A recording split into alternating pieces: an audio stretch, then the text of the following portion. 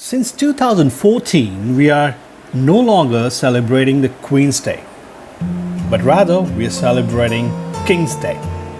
While King's Day is usually a vibrant day with lots of performances, activities, and joyous crowds, it's another event that will unfortunately be different due to COVID-19 in 2021. Make sure you have a nice day at home or online in your orange party outfit and postpone the large-scale King's Day celebration to 2022.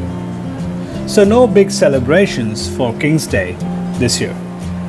Where normally the whole country turns orange on the King's Day, from large urban centers to small villages, while there will be no celebrations in 2021. Practically all events have been cancelled due to the COVID pandemic.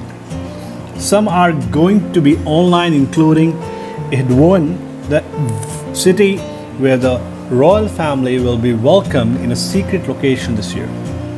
The city is Brabant announced a major online program on April 27th. Thanks for watching. Please like, subscribe, and comment.